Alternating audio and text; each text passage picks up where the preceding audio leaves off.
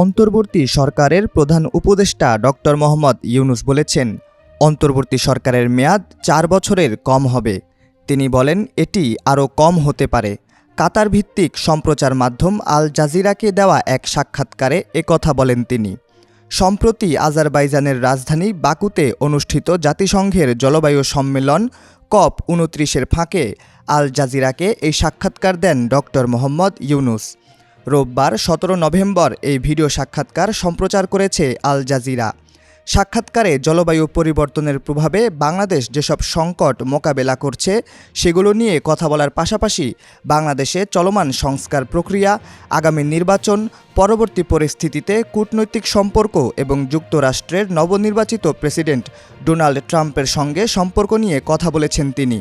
বাংলাদেশে আগামী নির্বাচনের সঠিক সময় কখন হবে সে বিষয়ে ডক্টর ইউনূসের কোনো ভাবনা আছে কিনা সে প্রশ্নের জবাবে প্রধান উপদেষ্টা বলেন, না, আমার মাথায় এমন কিছু নেই।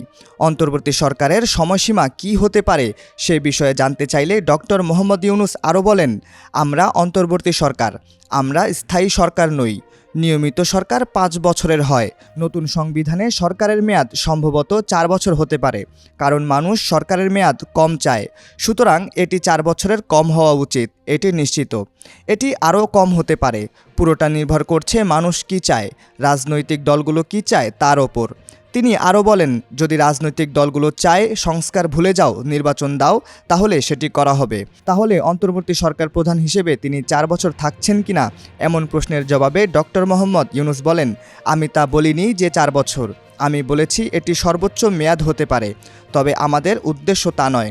আমাদের উদ্দেশ্য যত দ্রুত সম্ভব শেষ করা। চলমান সংস্কার কার্যক্রম নিয়ে প্রধান উপদেষ্টা বলেন, পুরো সরকার ব্যবস্থা সংস্কার হবে। মানুষ নতুন কিছু চায়, সেখানে সব ক্ষেত্রে সংস্কার হবে। এমনকি সংবিধানও সংস্কার হচ্ছে। লক্ষ্যে বিভিন্ন সংস্কার কমিশন করার কথা তুলে ধরে তিনি বলেন, দুটি প্রক্রিয়া একসঙ্গে চলছে, নির্বাচনের প্রস্তুতি এবং সব সংস্কার শেষ করার প্রস্তুতি।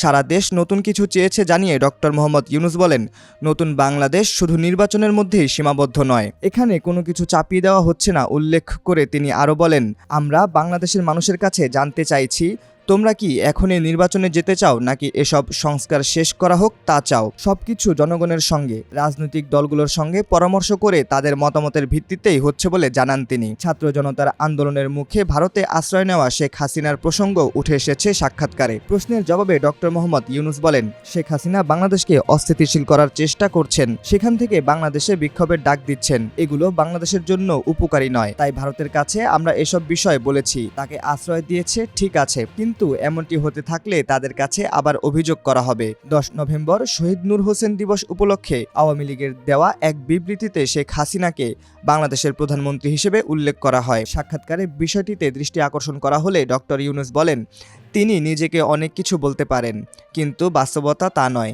এমনকি ভারতও তাকে সাবেক প্রধানমন্ত্রী বলছে। সুতরাং আশ্রয়দাতাও তাকে সাবেক প্রধানমন্ত্রী ছাড়া কিছু বলছে না। শেখ হাসিনাকে দেশে ফিরিয়ে আনার উদ্যোগ নেওয়া হবে কিনা সে প্রশ্নের জবাবে প্রধান উপদেষ্টা বলেন, আইনি প্রক্রিয়া চলছে। দোষী সাব্যস্ত হলে তার প্রত্যাবর্তন চাওয়া হবে। ভারতের সঙ্গে অভিন্ন নদীগুলোর পানি ব্যবস্থাপনা করতে চান বলেও উল্লেখ করেন ডক্টর মোহাম্মদ ইউনূস। এক প্রশ্নের জবাবে তিনি বলেন, গত ১৬ বছর দুর্নীতিতে নিমজ্জিত ছিল বাংলাদেশ, সেখান থেকে দেশকে বের করার চেষ্টা করছে আমার সরকার। ডক্টর ইউনূস আগামী নির্বাচনে অংশগ্রহণ করবেন কিনা জানতে চাইলে তিনি বলেন, জীবন সায়ান্নে এসে আমার এ ধরনের কোনো ইচ্ছা নেই। আমি নির্বাচনে অংশ নেব না, আমি রাজনৈতিক নই। বাংলাদেশে সংখ্যালঘু নির্যাতনের অভিযোগ সম্পর্কেও কথা বলেন তিনি। নির্যাতন কমে আসছে বলেও জানান তিনি। তিনি বলেন, যাদের উপর নির্যাতন করা হচ্ছে তারা সংখ্যালঘু বলে নির্যাতিত হচ্ছে না। তাদের উপর নির্যাতনের কারণ তারা সবাই আওয়ামী লীগ করতেন। বেশিরভাগ হিন্দুই আওয়ামী লীগ করেন। মানুষ আওয়ামী লীগের ওপর ক্ষুব্ধ। বাংলাদেশে ব্যাপক সংখ্যালঘু নির্যাতনের অভিযোগ ভারতের গণমাধ্যমের প্রোপাগান্ডা বলেও মন্তব্য করেন তিনি। সাক্ষাৎকারে জলবায়ু পরিবর্তন নিয়ে তিনি বলেন, বিচ্ছিন্নভাবে এখানে সেখানে কিছু প্রকল্প নিলেই এই সংকটের সমাধান হবে না। এই সমস্যা রোধে মানুষের জীবনধারায় পরিবর্তন আনতে হবে।